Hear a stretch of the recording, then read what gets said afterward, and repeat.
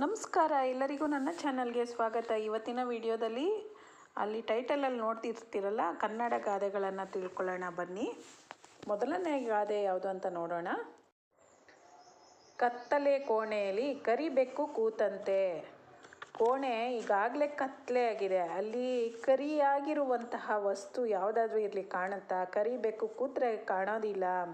ಕತ್ತಲೆ ಕೋಣೆಯಲ್ಲಿ ಕರಿಬೆಕ್ಕು ಕೂತಾಗ ಹೇಗನ್ಸುತ್ತೋ ಹಾಗೇ ಬೇರೆವೂ ಅಷ್ಟೇ ಕತ್ತಲಲ್ಲೇನೂ ಕಾಣಲ್ಲ, ಆದ್ದರಿಂದ ಅದಿದ್ರೂ ಗೊತ್ತಾಗಲ್ಲ ಅಂತ ಈ ಗಾದೆ ಮಾತಿನ ಅರ್ಥ. ಈಗ ಮುಂದಿನ ಗಾದೆ, ಸರ್ಪದ ನೆರಳಲ್ಲಿ ಕಪ್ಪೆ ಇದ್ದಂತೆ. ಅಂದರೆ ಸರ್ಪ ಅನ್ನೋದು ಇಲ್ಲಿ ಒಂದು ಡೇಂಜರ್, ಭಯಂಕರವಾಗಿರುವಂತಹ ಅಪಾಯಕಾರಿ ಆಗಿರುವಂತಹದ್ದಲ್ವಾ ಸರ್ಪ ಅನ್ನೋದು. ಅದರ ನೆರಳಲ್ಲಿ ಕಪ್ಪೆ ಇದ್ದರೆ ಏನಾಗುತ್ತೆ? ಕಪ್ಪೆನ ಜೀವಕ್ಕೆ ಅಪಾಯ ಇದ್ದೇ ಇರುತ್ತೆ. ಆದ್ದರಿಂದ ಇದು ಸೂಕ್ತವಲ್ಲ ಅಂತ ಈ ಗಾದೆ ಮಾತಿನ ಅರ್ಥ ಬರುತ್ತೆ. ಇದು ನಾವು ಕೇಳೇ ಇದ್ದೀವಿ, ಕಪಿ ಹತ್ರ 2 ಬೆಕ್ಕುಗಳು ಹೋಗುತ್ತೆ ಕಜ್ಜಾಯನ ಹಂಚು ಅಂತ.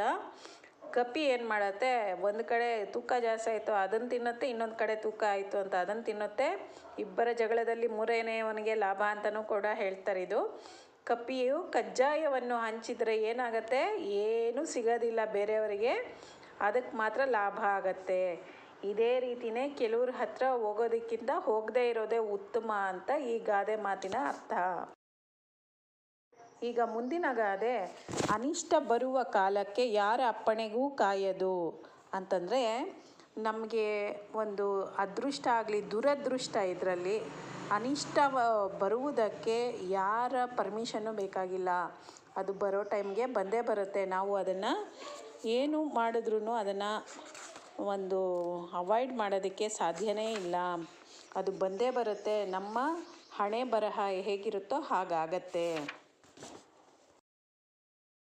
ಕೊನೆಯ ಗಾದೆ, ರಾಗಿ ಕಲ್ಲು ತಿರುಗುವಾಗ ರಾಜ್ಯವೆಲ್ಲ ನೆಂಟರು. ಅಂದರೆ ನಮಗೆ ಒಳ್ಳೆಯ ಕಾಲ ಇದ್ದಾಗ ಎಲ್ಲರೂ ನೆಂಟರಾಗಿರ್ತಾರೆ. ನಮಗೆ ಯಾವಾಗ ಕಷ್ಟ ಬರುತ್ತೋ ಆವಾಗ ಯಾರೂ ನೆಂಟರು ಇರಲಿಲ್ಲ.